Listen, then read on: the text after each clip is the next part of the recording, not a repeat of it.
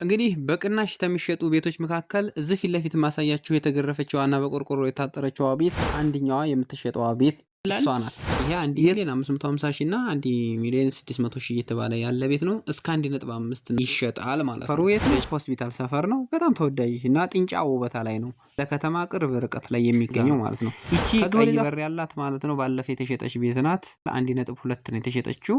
ከተሸጠ 1-2 ወር ምናምን 3 ወር አካባቢ ቢሆናት ነው። እንግዲህ ወጣ ብለን ስንመለከተው ተውጭ ሆነን ማለት ነው ይሄንን ይመስላል ሰፈሩ። ጭቃ ምንም የሚያሰጋ ነገር የለውም። በጣም ምቹና የወደድኩት ሰፈር ላይ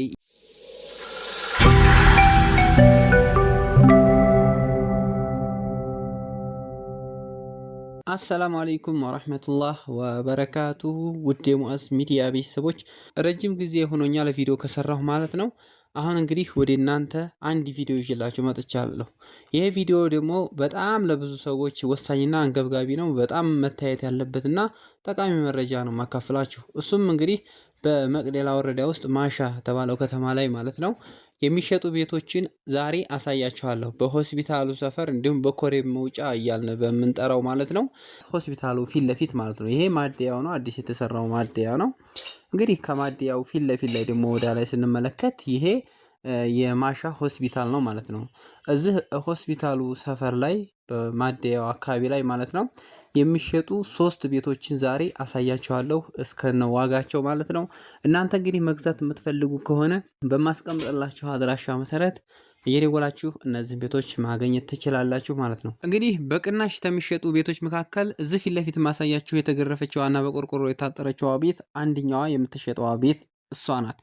የት ላይ ነው ታላችሁ? ቦታው እንግዲህ ይሄ ለአስፋልት ቅርብ ቦታ ላይ ነው። እንዲሁም ደግሞ ለሆስፒታሉም እዛው ፊት ለፊት አካባቢ ላይ ነው። ትራንስፈርመር ምናምን ተገጠመበት አካባቢ ላይ እና ወንዙን ተሻግረን ቅርብ ርቀት ላይ የሚገኝ ምርጥ ቦታና ቀያቴው ቦታ ላይ የሚገኝ መብራትም ውሃም ያለው ቆንጆ ሰፈር ውስጥ የምትገኝ ቤት ናት ማለት ነው ይቺ። ስለዚህ ሰፈሩም ይህንን ይመስላል። እንደምታዩት ጸዴ ቤቶች ናቸው። መብራትም ውሃም አለው። ቤቲቷ እንግዲህ ይቺ ናት። እስቲ ከኋላ ዘወር እያልን ደግሞ እናሳያችሁና እንግዲህ ከኋላ በኩል ወረድ ስንል እንደዚህ አይነት ሰርቪስ ተሰርቶላታል። እንደምታዩት ይቺ ሰርቪስ ያው ውሃ ልክም አልታሰረችም፣ አልተመረገችም። በር ምናምንም ገና ናት፣ አልተገጠመችም በር እንትን ሰርቪሷ ማለት ነው። ከኋላ በኩል ደግሞ ቤቱን ስንመለከት ይሄንን ይመስላል። እንግዲህ ሰርቪሷ ይቺ ናት። ትልቁም ቤትም ደግሞ እንግዲህ ስናየው ያው ግርፍ ተገርፏል። እንደምታዩት በሩም ተገጥሟል። አንድ ግርፍም ተገርፏል። ሰርቪሷ ደግሞ እንግዲህ ሽንት ቤትም እንደመቆፈር ተብሏል። ያው ትንሽ ለምጣ ምናምን ነገር ወጣ ብሎባቸዋል። ብቻ ቦታው ምን ይመስላል የሚለውንና ቤቱ የደረሰበትን ደረጃ እንዲታዩ ስለሆነ ዋናው ታርጌቴ ሰርቪሱ ቁሟል፣ ውሃ ልክም አልታሰረም። እሱ እንግዲህ ሙሉውን ስራ ይጠይቃል ማለት ነው። ትልቁ ቤት እንግዲህ በዚህ ልክ አንድ ግርፍ ተገርፏል፣ በሩ ተገጥሟል። መኖር ትችላላችሁ ገብታችሁ እለቱኑ ማለት ነው። መብራት ቆጣሪ ያለው ውሃ ማስገባት ይጠበቅባችኋል። የሚሸጠው ቤት ሰርቪስ ናት ይችኛዋ። ይቺ በስተግራ በኩል ያለችው እንግዲህ ወጣ ብለን ስንመለከተው ተውጭ ሆነን ማለት ነው ይሄንን ይመስላል ሰፈሩ። ጠፍታ ነው። ጭቃ ምንም የሚያሰጋ ነገር የለውም። በጣም ምቹና የወደድኩት ሰፈር ላይ ያለች ቤት ማለት ይቺ ቤት ናት። የዚች ቤት ዋጋ ስንት ነው ካላችሁኝ አሁን ላይ 1.7 እየተባለች ነው። 1 ሚሊዮን 700 ሺህ ብር ያለው ሰው ይቺን ቤት ገዝቶ መጨራረስ ይችላል ማለት ነው። እንግዲህ ከሷ ደግሞ ወጣ ብለን ወደ ሁለተኛው ቤታችን ስንሄድ እዛ አካባቢ ላይ ደግሞ በዛው በቅርብ ርቀት ላይ ገባ ብለን ወደ ውስጥ ማለት ነው እዚህ ጋር አንድ ቤት አሳያችኋለሁ። ይሄ ቤት ደግሞ የትኛው ነው ካላችሁ እዚህ ከማሳያችሁ ቤቶች መካከል እንግዲህ ይሄ ፊት ለፊት ያለው ተመርጎ ያልተገረፈው ቤት ነው ማለት ነው። ይሄ ፊት ለፊት ላይ ያለው ቤት ይሸጣል። መብራት እንደዚህ ገብቶለታል። ይሄ ፊት ለፊት ያለው ይጭቃው ማለት ነው። እዚህ ጋር ማሳያችሁ ይሄ አሁን ላይ 1 ሚሊዮን 550 ሺህ ብር እየተባለ ያለ ቤት ነው። ከጎረቤቱ ስንመለከት እንደዚህ ጽድት ያሉ ቤቶች አሉ። በላይም በታችም እንግዲህ አሪፍ ሰፈር ላይ ያለ ነው። መንገዱ ስራ ይጠይቃል፣ ገና አልተሰራም። በነገራችን ላይ ባጃጅ ምናምን እየሄደበት ነው። ይሄ ከላይ በኩል ያለው ጎረቤቱ ነው። ወደ ታች ስንመለከት ደግሞ ይሄን ይመስላል። ዙም እያደረግን ስናሳያችሁ ማለት ነው። ሰፈሩ ቆንጆ ሰፈር ነው፣ ጠፍታማ ነው። እዛው አሁን ያሳያችሁ ቤት አጠገብ ላይ ነው የሚገኘው ቅርብ ርቀት ላይ እና ቤቱ የደረሰበትን ደረጃ ስነግራችሁ እንደምታዩት ጭቃ ተለጥፏል፣ በሩ ተገጥሟል። ከኋላ በኩል ልጥፍ ራሱ ይቀረዋል። ውስጡ ግን ተለስኗል። ልስን ነው፣ ሊሾ አልሆነም። የዚህ ዋጋ እስከ 1.5 ሺህ ብር ድረስ እንሸጠዋለን የሚባል ነገር ነው ያለው። ከኋላ ስንሄድ እንግዲህ የዚህም ቤት ጀርባውን ሳሳያችሁ ሰርቪስ አልተሰራለትም። ጓሮ ይሄ ነው። ይሄ ከታች ያለው ቤት ነው። ይቺ መካከሏ ናት። እንግዲህ ቤቱ ይሄ ነው እንደምታዩት፣ ከኋላ በኩል አልተመረገም። ይቺ እንግዲህ ከኋላ የሰርቪስ ቦታዋ ናት ማለት ነው። ስለዚህ ይቺ የሰርቪሳችሁን የምትሰሩባት ናት። ቤቱ የደረሰበት ደረጃ ከኋላ በኩል ይሄንን ይመስላል። ከጎረቤቱ ጸዴ ቤቶች አሉ። እንደነዛ እናድርግ ታላችሁ ብዙ ወጪ ሊያስወጣ ይችላል። ግን አሁን ያለበት ሁኔታ ቤቱ ይሄን ይመስላል። ይሄ 1,550,000 እና 1,600,000 እየተባለ ያለ ቤት ነው። እስከ 1.5 እና እንደዛ አካባቢ ይሸጣል ማለት ነው። ገዥ ካለ ስክሪኑ ላይ በሚታዩት አድራሻ መደወል ትችላላችሁ ማለት ነው። ሰፈሩ የት ነው? ሆስፒታል ሰፈር ነው። በጣም ተወዳጅ እና ጥንጫ ውበታ ላይ ነው። ለከተማ ቅርብ ርቀት ላይ የሚገኘው ማለት ነው። ከዚህ ወደዛ ፈቀቅ ምናምን ስንል ወደ ኮሬም መውጫ አሁንም ወደዛ ገፋ ታደረግን ዋልካ ነው። በጣም ጭቃ ምናምን አስጊ ነው ቦታው እና ይህ አካባቢ ይለያል ቦታው። ቤቱ ይሄንን የመሰለ ነው። እናንተ እንግዲህ ውሳኔያችሁን ተወሰናችሁና እንገዛዋለን ካላችሁ ምንም የማያጨቃጭቅ ጥር ያለ ዋጋው 1.5 ከ50 ድረስ ምናምን ይላል። ዙሮ እስከ 1.5 ብላችሁ ያዙት። ከዚህ በታች ምንም የለውም ብሎ ሰውየው የተናገረበት ሁኔታ ነው ያለውና ይሄን ይመስላል። ይሄ ሰፈር ይመቸናል አይመቸንም የሚለውንም መወሰን ትችላላችሁ። እንደምታዩት ጥንጫ ነው፣ ቀያቴ ነው ብያችኋለሁ። ይህ እንግዲህ ሁለተኛው ቤት ያሳየኋችሁ ነው። ከዚህ ደግሞ ትንሽ ዘለቅ ብለን ደግሞ በዚህ ጋር የማሳያችሁ አንድ ቤት አለ። ይህም እንግዲህ በጣም ቆንጆ ቦታ ላይ ነው። በቦታ ከሁሉም አሁን ከነገርኳችሁ ይበልጣል ያሁኑ ቦታነቱና ተወዳጅነቱ ማለት ነው። የእነዚህኞቹ ትንሽ እንደዳግቻ አለው። የፊተኛው እንኳን ደህና ነው። ይሄ አሁን ያሳየኋችሁ የተመረገ ብቻ ያልተገረፈው ማለት ነው። እሱ ትንሽ እንደዳግቻ ነገር ነው ቦታው። ግን አሁን ወደ መሄድበት ወደዚህ ፊት ለፊት ላይ የማሳያችሁ ቤት አለ በዚህ ጋር።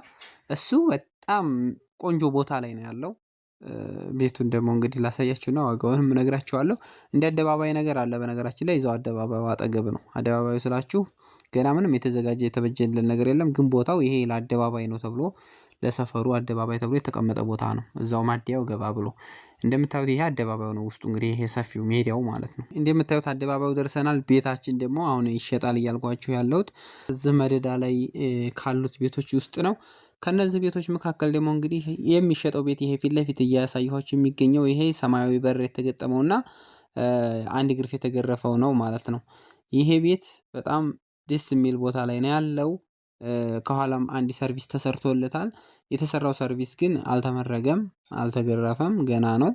ቤቱ ግን አንድ ግርፍ ነው የተገረፈው፣ አንድ ግርፍ ነው። የተሰራውን ነገር እየነገርኳችሁ ነው። ሽንት ቤቱ ገና አልተቆፈረም። ይሄ በዋጋ ደረጃ ቦታው ቆንጆ ነው በሚልና እዛ አደባባዩ ላይ ነው በሚል እንግዲህ ሰፈሩ ያያችሁት ነው። ቆንጆ ነው። ጽድት ያሉ ቤቶች ሁሉ አሉት እዚህ ቦታ ላይ። በጣም ውድ ነው የሚጠራው በደንብ ለተሰራው ሰው ማለት ነው። ቤቲቱ እንግዲህ ዛፉ አጠገብ ያለችው ናት። ይቺ ፊት ለፊት ያለችው ይቺ 2.2 እያለ ነው ሰውዬው እየጠራ ያለው። ወረደ ከተባለ 2 ሚሊዮን ብር ድረስ ነው እሸጣታለሁ እያለ ያለው ማለት ነው።